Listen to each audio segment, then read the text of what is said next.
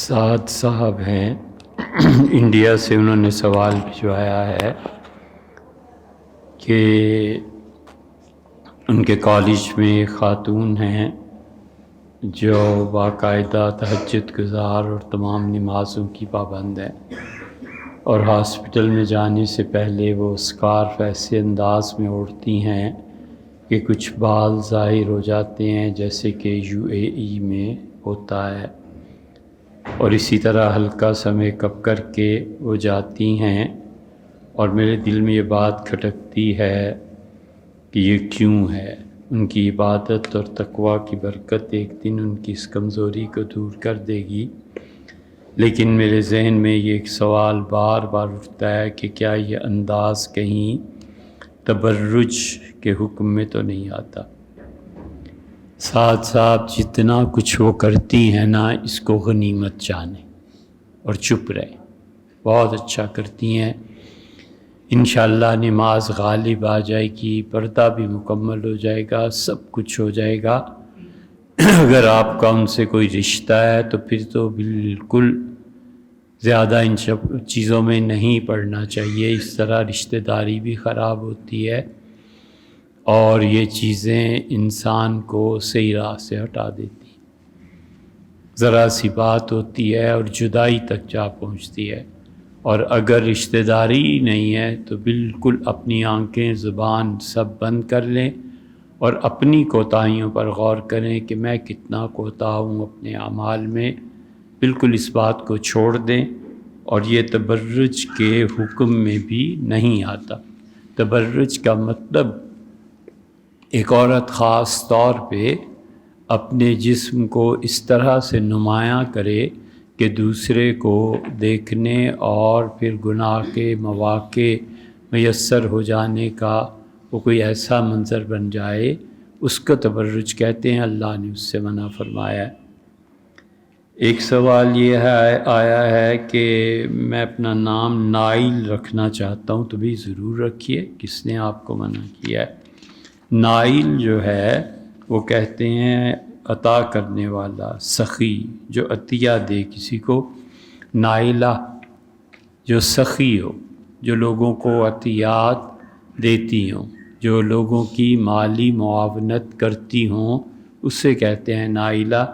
اور امیر المومنین سیدنا عثمان رضی اللہ عنہ کی اہلیہ کا نام بھی نائلہ تھا۔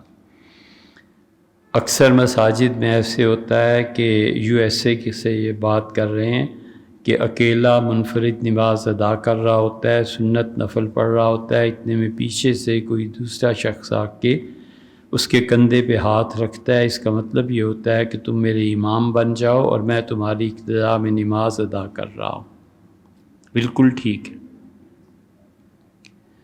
وہ جو اس طرح کرتے ہیں ٹھیک کرتے ہیں، آپ خود نہ کیجئے، لیکن کوئی اس طرح پیچھے سے آ کے ہاتھ رکھ دیتا ہے یہ جتلانے کے لیے کہ اب آپ میرے امام ہیں، تو اونچی آواز سے تکبیرات کہہ دینی چاہیے تاکہ وہ آخر پہ اپنی نماز مکمل کر لے۔ لیکن جو خود حنفی ہے اسے کسی کے پیچھے اس طرح سے نہیں کرنا چاہیے۔ وہ لمبے مسائل ہیں، ان کو چھوڑیے، بس خلاصہ ہم نے آپ سے عرض کر دیا۔ I heard from someone that it's better to do tajdeed nikah from time to time, as we are living near to the end times. So how to do tajdeed nikah between husband and a wife? New York سے شافی صاحب نے سوال بھیجا ہے، بھیا یہ جنہوں نے بھی آپ کو بتایا یا تو انہوں نے پوری بات نہیں بتائی یا آپ نے پوری نہیں سنی۔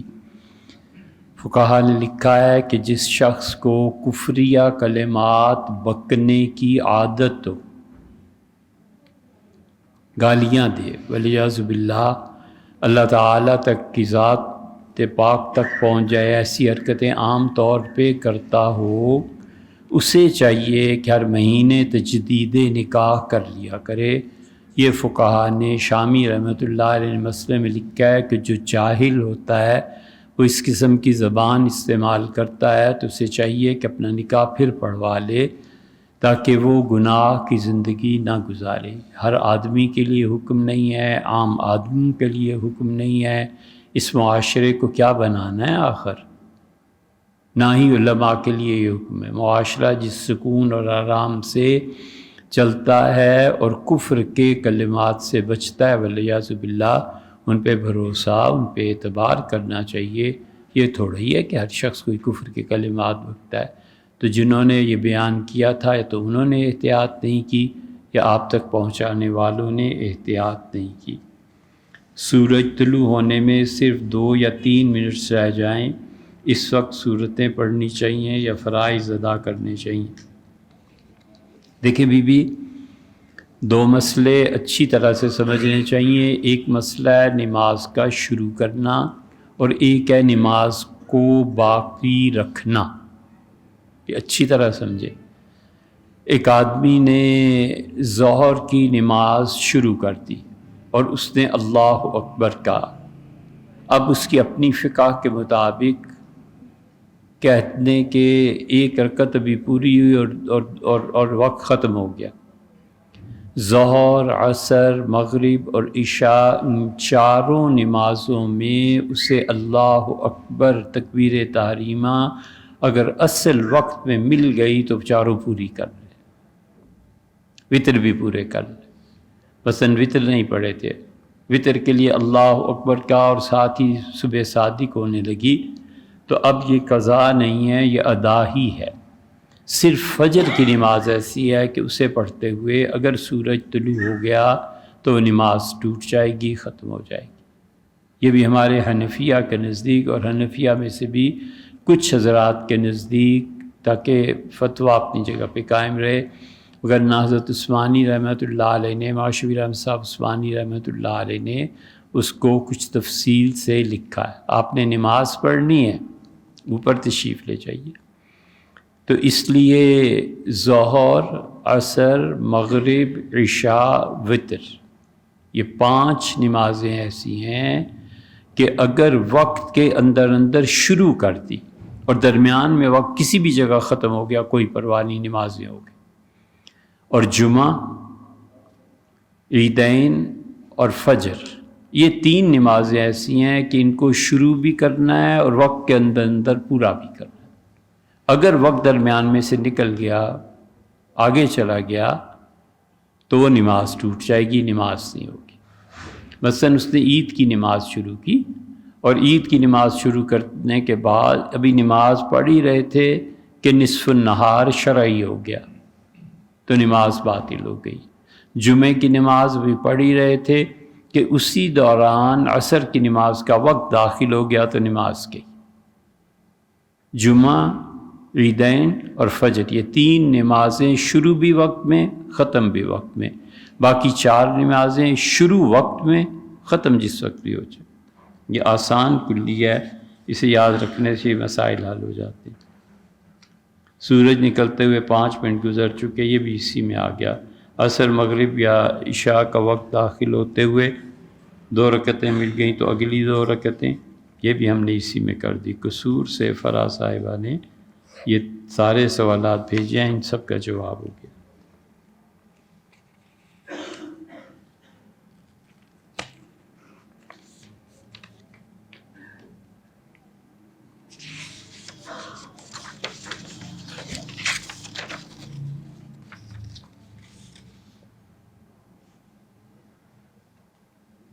تو صفحے کا یہ سوال ہے، اور بہت مشکل ہے معروف صاحب سب چیزوں کا جواب دینا۔ آپ ایک کام کریں بس، کہ اللہ تعالیٰ سے دعا مانگیں کہ جو فیلڈ آپ کی زندگی کے لیے اچھا ہے، اللہ اس میں مجھے بھیج دے، اور ہمت کر کے 40 دن روزانہ 2 رکعتیں پڑھیں، اور یہ اللہ سے مانگیں جو آپ نے ہمیں لکھا ہے کہ کس فیلڈ میں جانا ہے، انویسٹمنٹ ہے، اور اسکوپ کیا ہے، اے آئی کرنا ہے، اکانومی میں جانا ہے، پولیٹیشین بننا ہے، سائیکالوجی میں جانا ہے، یہ سبجیکٹس ہیں، یہ فیلڈز آپ کو پسند ہیں۔ آپ بس ایک مرتبہ اللہ سے دل لگا کے 40 دن تک مسلسل مانگتے رہیے کہ اللہ میرے لیے انتخاب فرما دے۔ اس کے بعد جس طرف عقل رہنمائی کرتی ہے نا اس طرف چل پڑنا، سمجھے؟ جس طرف عقل رہنمائی کرتی ہے نا کہ ہمارے زمانے میں یہ ہونا چاہیے، یہ وہ کر لیجئے۔ اور دوسری بات جو آپ نے لکھی ہے بیعت اور ان چیزوں کا، ہمارے زمانے میں یہ ہر مسلمان کے لیے ضروری ہے کہ اس کے سر پہ کوئی چھوٹا بڑا ہونا چاہیے، ورنہ نفس اور معاشرہ اور معاشی مسائل یہ سب چیزیں مل کے انسان کو گمراہی کی طرف لے جاتی ہیں۔ اس لیے کوئی سر پہ ہونا جس سے مشورہ کر لیا جائے، جس سے اصلاح اپنی کر لی جائے، بس یہ کام سب سے زیادہ ضروری ہے۔ جنید صاحب اسلام آباد سے کہ جو اوپر مفتی صاحب ہیں اپنے آپ کو شدید اہل حق سمجھتے ہیں، یہ جو بات کر رہے ہیں کیا کوئی اس میں حقیقت ہے؟ یہ پتہ نہیں آپ نے کیسے لکھا ہے بھیا، اس کا کچھ پتہ نہیں اوپر کون سے مفتی صاحب ہیں اور کون شدید اہل حق ہیں۔ علماء حق سے ہی کہ اللہ کے سامنے عاجزی کا طریقہ ہاتھ باندھ کے کھڑا ہونا، دونوں طریقے سے ہی، ہاتھ کھول کے اللہ کے سامنے کھڑے ہونا بالکل ٹھیک، اللہ سے مانگنا کہ بادشاہ کے دربار میں ہاتھ باندھے نہیں جاتے، ادب اور احترام ہے کہ ہاتھ کھلے چھوڑ دو۔ بادشاہ کے دربار میں ہاتھ باندھنے چاہیے، بالکل ادب اور احترام ہے، کوئی حرج نہیں۔ کتنے ہی مسلمان ہزاروں اور لاکھوں، اسپین میں ہم نے دیکھا، فرانس میں دیکھا، اور بہت جگہ پہ ہم نے دیکھا لوگ کھلے ہاتھ چھوڑ کے مالکی حضرات نماز پڑھتے ہیں، بالکل ٹھیک کرتے ہیں۔ حضرت رسالت مآب صلی اللہ علیہ وسلم سے کیا ثابت ہے؟ امام مالک رحمۃ اللہ علیہ کے نزدیک ہاتھ نہ باندھنا ثابت ہے، وہی ٹھیک ہے۔ ہمارے نزدیک ہاتھ باندھنا ثابت ہے اور وہی ٹھیک ہے۔ اس میں کیا جھگڑے کی، اس میں کیا سوچنے کی بات ہے؟ وہ بھی ٹھیک ہے، یہ بھی ٹھیک ہے۔ لوگوں کو آزادی دیجیے، لوگ سانس لیں، لوگ مریں نہیں، لوگ کافر نہ ہو جائیں، لوگوں کو آزادی دو یار، جینے دو، کوئی ایسا مسئلہ نہیں۔ خود حنفی فقہا میں امام محمد رحمۃ اللہ علیہ سے بھی بڑا کوئی رکن یقین ہے، اور امام محمد رحمۃ اللہ علیہ نے فرمایا اللہ اکبر کہہ کے دونوں ہاتھ کھلے چھوڑ دے نماز کے آغاز میں، اور جو ثنا ہے سبحانک اللہم و بحمدک سے لے کے ولا الہ غیرک یا کوئی اور دعا بھی مانگتا ہے، ان سب میں ہاتھ کھلے رکھے، اور جب الحمدللہ سے شروع کرے تو ہاتھ باندھ لے کہ یہ خدا کی کلام کا ادب ہے، سمجھے؟ وہ بھی ٹھیک ہے، یہ بھی ٹھیک ہے، سب چیزیں درست ہیں۔ جو مسلمان جو کرتا ہے اگر اس کے پیچھے مجتہدین کا فتویٰ ہے ٹھیک، لیکن اس پہ حنفی فتویٰ نہیں دیتے، وہ فتویٰ یہ دیتے ہیں کہ آغاز نماز ہی سے ہاتھ باندھ دیے جائیں۔ امام محمد رحمۃ اللہ کے نزدیک قرآن کی تلاوت میں ہاتھ باندھے جائیں گے، وگرنہ نہیں باندھے جائیں گے۔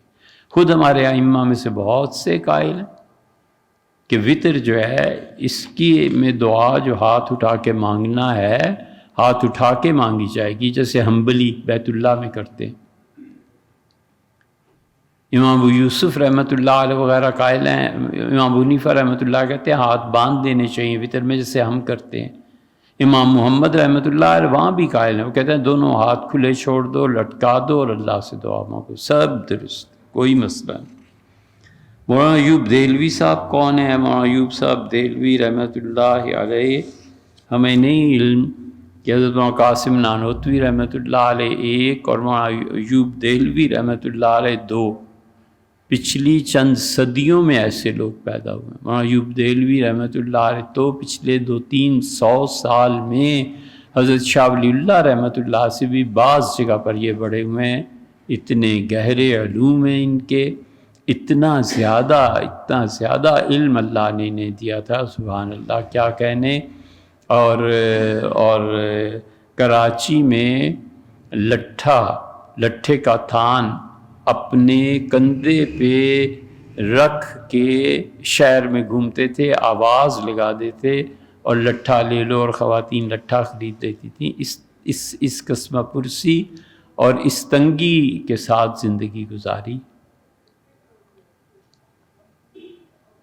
اس زمین میں کبھی بھی انگریزوں نے اسی لیے جان بوجھ کے اس ٹکڑے کو ایسا رکھا تھا کہ وہ ٹکڑا رکھو جس میں کوئی تعلیم کوئی تہذیب نہ ہو۔ اب تک 80 سال کے بعد بھی یہاں کون سی تہذیب آئی ہے؟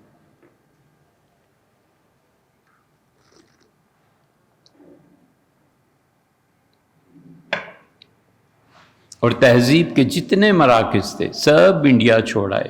حیدرآباد تھا، لکھنؤ کی اپنی تہذیب تھی، دلی کی اپنی تہذیب تھی، بھوپال کی اپنی تہذیب تھی۔ اب تک کراچی چلے جاؤ، محلے بنے ہوئے ہیں۔ ایک علاقہ ہے جہاں سب دہلی والے، ایک علاقہ ہے جہاں لکھنؤ والے اکثر ہیں، ایک علاقہ ہے جہاں حیدرآبادی بینگن پکتے ہیں تو کراچی میں کہیں اور نہیں پکتے۔ وہ سب تہذیب کے مراکز چھوڑ آئے اور انہوں نے کہا ادھر پاکستان تم اپنا بنا لو، جس کی زمین میں دو چیزیں ہیں ہی نہیں، ایک تہذیب ان کی کوئی نہیں اور ایک ان میں وفا نہیں۔ ساری زندگی نیکی کرتے رہو، اس بے وفا مٹی سے جو اٹھا ہے سوال ہی پیدا نہیں ہوتا کہ اس مٹی میں وفا۔ ساری زندگی مسجد کا خادم ہے، خدمت کرتا رہا، ولیعوذ باللہ ایسے بھی ہم نے دیکھا کہ کمیٹی والے جنازے تک میں شریک ہونے سے رہ گئے، یار کون جائے، بس ٹھیک ہے نا، ہو گیا جاؤ، فرض کفایہ ہے۔ یہی حال ہے اس مٹی کا، نہ وفا ہے ان میں اور نہ ہی ان میں تہذیب ہے۔ تو پھر اب کیا کرنا ہے؟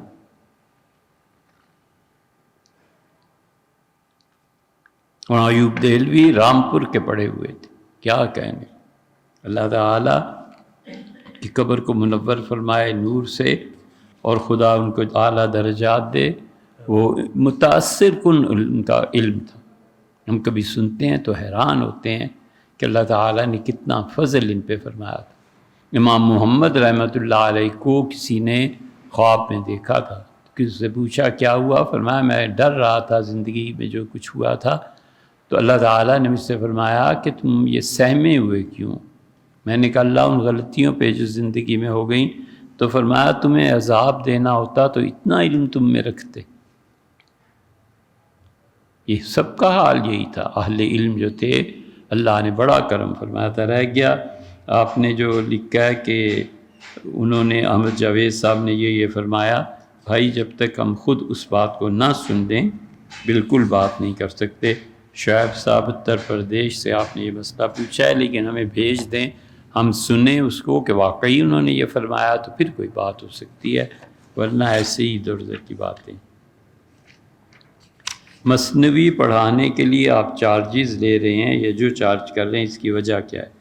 یہ جو دوست لیتے ہیں بھیا ان سے پوچھو، مجھ سے نہیں پوچھو۔ مجھے پتہ ہے اتنا کہ انہوں نے 1000 روپیہ رکھا تھا کہ جو بھی مثنوی کو سنے گا اس سے وہ لیکچر کی فیس یا قیمت 1000 روپیہ وصول کریں گے، اور جو اس سلسلے میں ان کے اخراجات ہیں وہ اپنے اخراجات پورے کریں گے، ایک چیز۔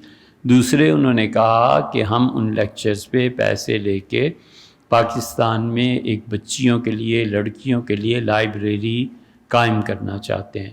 تو اتنے پیسے ہوئے ہی نہیں کہ کبھی لائبریری ہو اور ہمیں ملے ہوں کہ یہ لائبریری بنا دو، اور ان کے جو اخراجات ہیں جو وہ پورے کرتے ہیں ہمیں نہیں معلوم۔ آپ کو کئی بار عرض کیا ہے، ہمیشہ یہ بات ذہن میں رکھنی چاہیے کہ ہمیں سوائے اس کے کہ مجبوری کے درجے میں کوئی چیز ریکارڈ کروا دیں، باقی کچھ پتہ نہیں۔ یہ ریکارڈنگز کہاں جاتی ہیں، رہتی ہیں نہیں رہتی، کوئی اس پہ اپنے اسٹیشن بناتا ہے نہیں بناتا، اس پہ انٹرنیشنل لیول پہ نیشنل لیول پہ کیا ہوتا ہے کیا نہیں ہوتا، اس کی جو لوگ اسے اٹینڈ کرتے ہیں اس پہ پیسے ملتے ہیں نہیں ملتے، کچھ پتہ ہی نہیں۔ اور کوئی کہے بھی تو ہمارے پاس اتنا وقت ہی نہیں کہ ان کرتوتوں میں پڑھیں۔ صرف اتنا پتہ ہے کہ کسی مجبوری کی وجہ سے ریکارڈنگ کرانی پڑتی ہے، وہ مجبوریاں نہ ہوتی تو بالکل کوئی آدمی آواز بھی نہ سن پاتا۔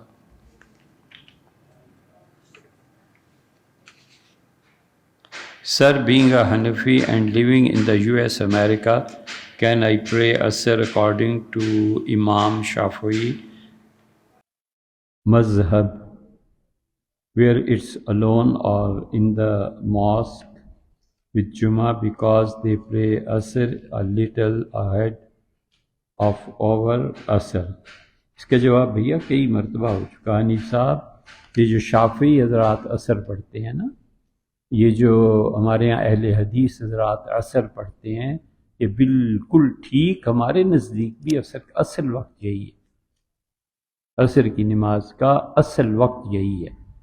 یہ کئی مرتبہ ہم نے عرض کیا ہے، ہم ذرا سی تاخیر کر کے اس لیے پڑھتے ہیں کہ ایک حدیث میں یہ بھی آیا ہے، امام ابو حنیفہ رحمۃ اللہ کا ایک فتویٰ یہ بھی ہے کہ حضور اقدس صلی اللہ علیہ وسلم نے عصر کو تاخیر سے پڑھا، اس وجہ سے ہم تاخیر سے پڑھتے ہیں، ادروائز ہم حنفیوں کے نزدیک بھی عصر کا وقت اسی سے شروع ہو جاتا ہے جو اہل حدیث حضرات کے ہاں یا جو بھی شافعی حضرات پڑھتے ہیں۔ مغربی ممالک میں رہنے والے لوگوں کے لیے عام اور سنگین مسئلہ اپنی نئی نسل کی تربیت ہے۔ ہم نے دیکھا جو لوگ آسٹریلیا میں مقیم ہیں، مقامی دینی محنت سے جڑے ہوئے ہیں، ان کے بچے نہایت نیک اور سمجھدار ہیں، ایسے بھی ہیں جن کے بچے ایمان میں نہیں ہیں، اس غیر یقینی صورتحال میں کیا مشورہ دیتے ہیں؟ ہارون صاحب، میلبورن، آسٹریلیا۔ ہارون صاحب اپنے مشورے کی بات پوچھی ہے، یہ تصور سے ہمارا مشورہ ہے، باقی کریں وہ جو آپ کی اپنی مرضی ہے، یہ تصور سے بھی نکال دیں کہ کبھی آپ نے اس جیل میں آنا ہے پاکستان میں، توبہ کریں 100 بار اس تصور سے بھی کہ اس زمین میں جہاں ظلم ہے، جہاں قید ہے، ہم لوگ قید میں گھرے ہوئے ہیں، ہم معاشی مصیبتوں میں گھرے ہوئے ہیں، ہماری نسلیں پڑھ نہیں سکتی، ترقی تو دور کی بات ہے نا۔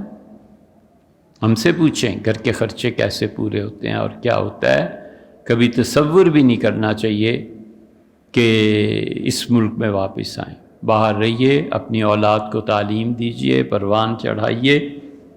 آپ کا کیا خیال ہے یہاں اسلام اگر حضرت شیخ معین الدین چشتی رحمۃ اللہ علیہ سے آیا ہے تو کیا جتنے اس وقت حضرت رحمۃ اللہ کے زمانے میں، ہمارے زمانے میں، پچھلے زمانوں میں مسلمان ہوئے، یہ مسلمان ہی رہے؟ ایسے نہیں ہے، 10 مسلمان ہوتے ہیں تو ان میں سے 8 کافر بھی ہو جاتے ہیں، مرتد بھی ہو جاتے ہیں، یہ تاریخ کا ایک دھارا ہے، ایسے ہی سلسلہ چلتا رہتا ہے۔ سیدنا ابوبکر رضی اللہ عنہ کے زمانے میں لوگوں میں ارتداد نہیں آ گیا تھا، پھر بعد میں ہارون الرشید اور مامون الرشید لوگ مرتد نہیں ہوئے تھے، ہوتے رہتے ہیں، تاریخ کا عمل ہے، چلتا رہتا ہے۔ اللہ نے اپنے دین کو قائم رکھنا ہے، ہماری ذمہ داری یہ ہے کہ ہم اپنے بچوں کی تربیت اور دین کی دعوت میں اللہ کی کتاب کو پیش کرتے رہیں۔ اللہ نے فرمایا لَأُنذِرَكُمْ بِهِ وَمَنْ بَلَغَ، ہم نے وحی اس لیے نازل کی ہے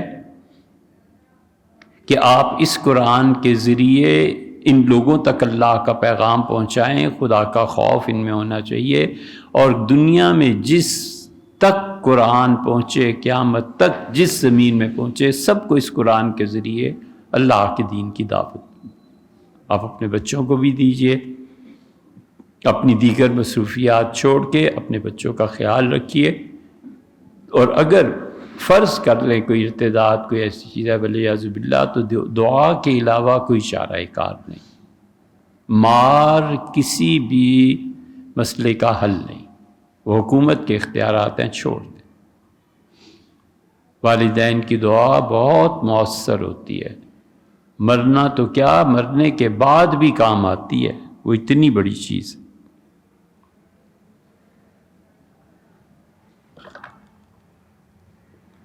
اس لیے جس طرح عربی میں پے نہیں ہے نا، اسی طرح پاکستان کا پے بھی مٹا دیں، جانا ہی نہیں، سوچنا بھی نہیں۔ 23 جنوری کے خطبہ جمعہ کے حوالے سے ہم اپنی مسجد میں ایک دینی تعلیم کا سلسلہ شروع کرنا چاہتے ہیں، مگر ہم نے تملیغ کی شرط کو فی الحال روک رکھا ہے۔ کیا زکوٰۃ کی رقم لے کے بغیر کسی ہیلے کے براہ راست خرچ کی جا سکتی ہے؟ سیالکوٹ سے سہیل صاحب ایسے نہیں ہو سکتا، ہمارے چاروں ائمہ کے نزدیک تملیغ ضروری ہے، کیونکہ معمولی بات نہیں ہے، تملیغ کی شرط کو اٹھا دینا اس سارے نظام کو خراب کر دے۔ تملیغ کی شرط کو اٹھانے میں مولانا ابوالکلام آزاد نے کہا تھا لیکن مولانا ابوالکلام آزاد چونکہ سیاسی طور پر مشہور ہو گئے تو ان کی اس بات کا کچھ حضرات نے رد کیا جن کا تعلق حضرت تھانوی نور اللہ مقدو کے مکتبہ فکر سے تھا، لیکن وہ بات زیادہ واضح نہیں ہوئی۔ جم کے اس موضوع پہ جو لکھا ہے یا کام کیا ہے وہاں مودودی نے کیا ہے۔ مولانا نے اس کو فی سبیل اللہ کو عام کر دیا، نتیجہ یہ کہ ان کی ڈسپنسریاں اس پیسے سے چلنے لگیں، جمعیت کے لڑکے گولیاں اور اسلحہ اور یہ لیاقت بلوچ جو مارا کرتا تھا لوگوں کو اور سلمان بٹ، یہ سب پیسہ اس میں استعمال ہونے لگا۔ اس پہ اگر دیکھنی ہو تفصیل تو مفتی رشید صاحب لدھیانوی رحمۃ اللہ علیہ کی جو آسن الفتاویٰ ہے نا، حضرت نے اسی لیے اس میں فتویٰ دیا ہے کہ جماعت اسلامی کو زکوٰۃ دینے سے زکوٰۃ ادا نہیں ہوتی۔ حضرت مفتی محمد شفیع صاحب رحمۃ اللہ نے فتویٰ دیا تھا اس پہ، اور مولانا کے خلاف اس فتوے پہ لکھا گیا کہ تملیغ ضروری ہے۔ یہ کوئی ایسی بات نہیں ہے کہ سیاسی مخالفتیں یہ ہوں، یہ خالصتاً شرعی مسئلہ ہے، اور ہمارے یہ بڑے بڑے مفتی حضرات اس سے غافل نہیں رہے، اس لیے سیاست کو الگ کر کے شرعی حیثیت سے جماعت اسلامی کو یہ سوچنا چاہیے تھا۔ اب تو کوئی رہا بھی نہیں جو اتنا پڑھا لکھا ہو۔ ایسا نہیں ہے کہ شوہر کے پاس وسائل نہیں ہیں، عمرے کے سفر کے لیے ان کا ہر مرتبہ یہی کہنا ہوتا ہے کہ بزنس کا کیا ہوگا میری غیر موجودگی میں اپنی کسی محرم کے ساتھ چلی جاؤں، میرے شوہر راضی نہیں ہوتے، دل تڑپتا ہے خانہ کعبہ کے دیدار کے لیے اور حضور اقدس صلی اللہ علیہ وسلم کے یہاں حاضری کے لیے، کوئی عمل بتا دیں میرے لیے وہاں جانا آسان ہو جائے۔ یہ عمل تو بھی آپ اس سے پوچھیں جو اس بات کا خود قائل ہو، ہم اس کے قائل نہیں۔ ایک عمرہ زندگی میں کر لیا جائے، سنت موقدہ ہو گئی۔ نفلی حج کو ختم کر دیں، فرض حج جا کر ایک مرتبہ کرائیں اور چھوڑیں ان شوق اور جذبے کو، اللہ اس میں برکت دے۔ حضور اقدس صلی اللہ علیہ وسلم کی حاضری، اللہ کے گھر میں حاضری بڑا نیک جذبہ ہے، اللہ آپ کو اس کا اجر دے، لیکن اس پیسے کو بچا کے رکھیں۔ ہم اسی لیے ان نفلی عمروں کی اور نفلی عمروں کی اور حج کی اسی لیے ہم اس پہ بات کرتے ہیں کہ پیسہ نہیں رہا۔ آپ کے محلے میں کتنی بچیاں ہیں جن کی شادی نہیں ہو پا رہی، ان کی شادی کرا دیں، یہ عمرے سے بڑا ثواب ہے۔ ہمارا مسلک تو یہ ہے، نفلی حج کرنے کی بجائے آپ یتیم بچوں کو دیکھیں، ان کے لیے سردی گرمی کے کپڑے بنوا دیں، نفلی حج سے بڑا ثواب یہ ہے۔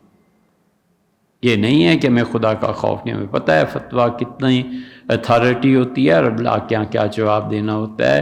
اب ایک دن بی اپنے قصور میں کہیں چلی جائیں، دیکھیں پتلے ململ کے کرتے اور لباس پورا نہیں ہوتا۔ دسمبر جنوری کی سردی میں 2-4 کپڑے کے جوڑے دے دیں کہ بی بی یہ پہنو، سردی نہ لگ جائے، بخار نہ ہو جائے، سارے گھر کا نظام درم برم ہو جائے۔ آپ کو کیا پتہ ہے کہ کتنے بچے اس لیے نہیں پڑھ سکتے کہ جانے کا پیسہ 5 لاکھ ہے نا، 10 لاکھ ہے نا عمرے کے لیے، 10 لاکھ میں کسی بچے کو کون لو بیٹے امریکہ جاؤ، انگلینڈ جاؤ، کہیں جاؤ، جا کے پڑھ کے واپس آؤ، یا پھر وہیں رہو اور جاب کرو اور اپنے ملک کے غریب لوگوں کی خدمت کرو۔ ہم کیسے کہہ سکتے ہیں؟ ہم وظیفہ بتائیں کوئی؟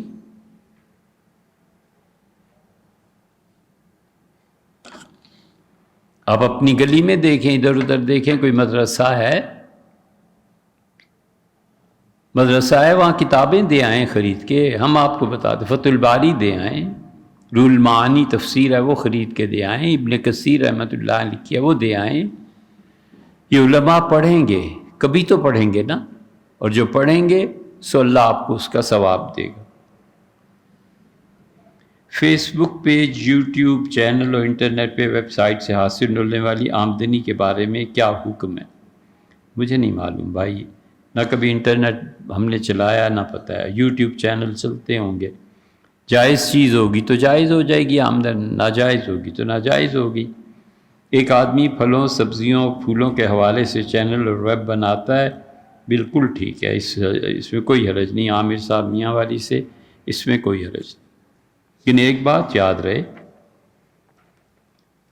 کہ یہ جتنی چیزیں ہیں ان کا تعلق ہمارے زمانے کی ان چیزوں سے بنتا ہے جن کو علم حاصل کرنے کے لیے کافی محنت کرنی پڑتی ہے.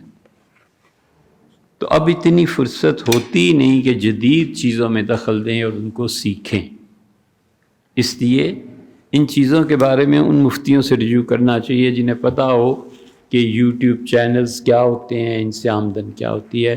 ہمیں جب علم ہی نہیں ہے تو ہم فتویٰ دینے کے اس باب میں اہل بھی نہیں ہیں. ٹھیک ہے، یہ خیال کرنا چاہیے.